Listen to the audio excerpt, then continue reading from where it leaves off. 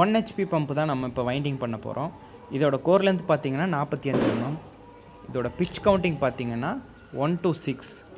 Starting 1, இடையில 2, 3, 4, 5, அடுத்து 6ல் போடணும். அதாவது உள்ளே வந்து 4 ஸ்லாட் கேப் விட்டுருக்கணும். இப்போ ஃபஸ்ட்டு ஸ்டெப் கம்ப்ளீட் பண்ணியாச்சு. அதுதான் லீட் ஒயர். நம்ம லீட் ஒயருக்கு இப்போ ரொட்டேட் பண்ணி விட்டாச்சு.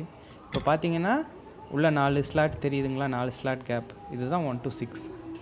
அதுக்கு அடுத்தது நம்ம back to back coil winding பண்ண போகிறோம். இப்போ நீங்கள் பார்த்தீங்கன்னா தெளிவாக தெரியும். அது பேப்பர் சொருகிறோம். இந்த காயில் 1 by 1 ஸ்லாட்டுக்குள்ளே லைட்டாக ஃப்ரீயாக இருக்கிற மாதிரி தான் இருக்கும். அதை லைட்டாக மட்டும் எடுத்து விடணும். ரொம்ப போகாத மாதிரி இருந்ததுன்னா அந்த டயத்தில் நம்ம பைப்பர் ஏதாவது யூஸ் பண்ணிக்கலாம். இதே மாதிரி தான் இதே ஃபார்மேட்டில் ஆஃப் செட்டு நம்ம இப்போ வைண்டிங் பண்ண போகிறோம். அடுத்தது தேர்ட் ஸ்டெப்பு காயில் போட போகிறோம்.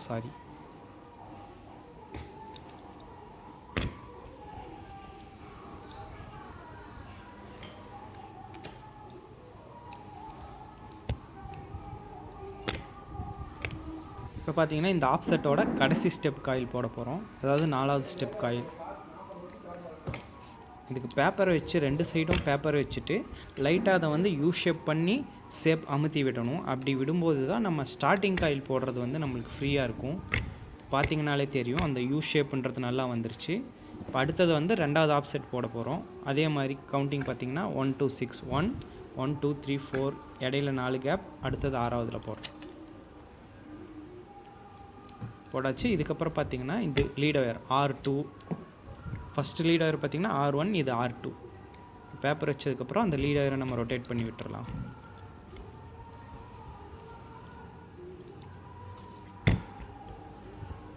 முடிஞ்சது. இதுதான் பார்த்தீங்கன்னா R2 லீட் ஒயர். ஸோ அதுக்கப்புறம் பார்த்தீங்கன்னா அதே மாதிரி மெத்தடில் back to back coil winding பண்ண போகிறோம். நீ 3 ஸ்டெப்பு பேலன்ஸ் இருக்குது. அந்த 3 ஸ்டெப்பும் இதே மாதிரி மேலே போட்டு கரெக்டாக அதை யூ ஷேப் பண்ணி நம்ம ப்ரெஸ் பண்ணி விட்டுற போகிறோம். ஸோ நான் அடுத்த ஏங்கிளில் காட்டுறேன். அந்த ஏங்கிளில் பார்க்கும்போது உங்களுக்கு காயில் போடுறது கொஞ்சம் தெளிவாக தெரியும்.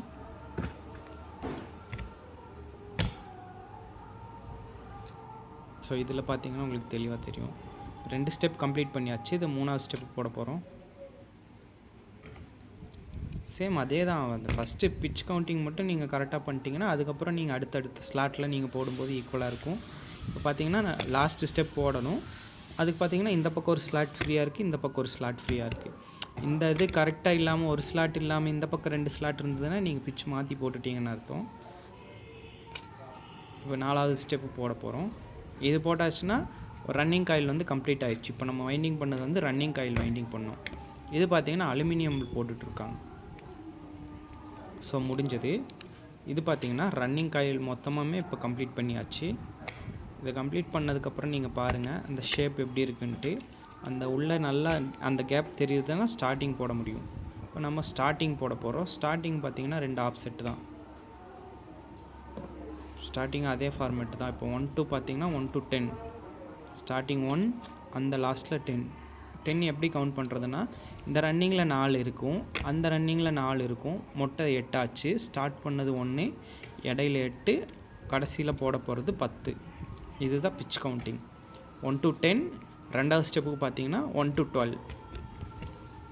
இதுதான் இந்த ஆப்செட். இது 2 ஸ்டெப்பு காயில் தானே. இப்போ 1 to 10 போட்டாச்சு.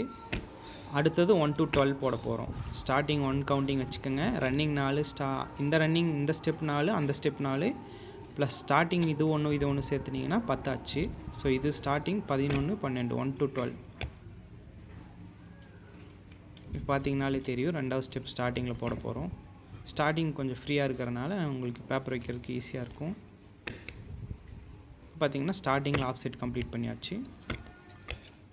ஸோ அதே மாதிரி அடுத்த ஆஃப் செட்டும் கம்ப்ளீட் பண்ண போகிறோம். நீங்கள் இந்த பார்க்கறதுக்கு ஷேப்பே பார்த்தீங்கன்னா உங்களுக்கு நல்லா அப்படியே நீட்டாக இருக்கும்.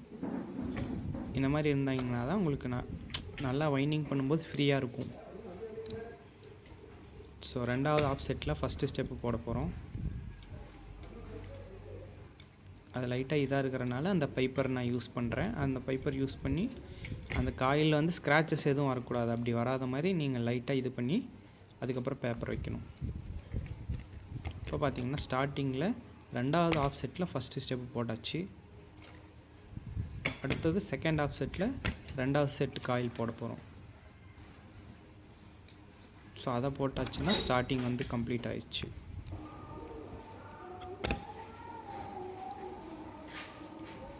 கடைசி ஸ்டெப் போட்டுட்ருக்கோம் ஸ்டார்டிங்கில். இதுக்கு பேப்பர் வைக்கலாம். ஸோ பேப்பர் வச்சாச்சு. முடிஞ்சது, ஸ்டார்டிங்கும் போட்டு முடிச்சாச்சு.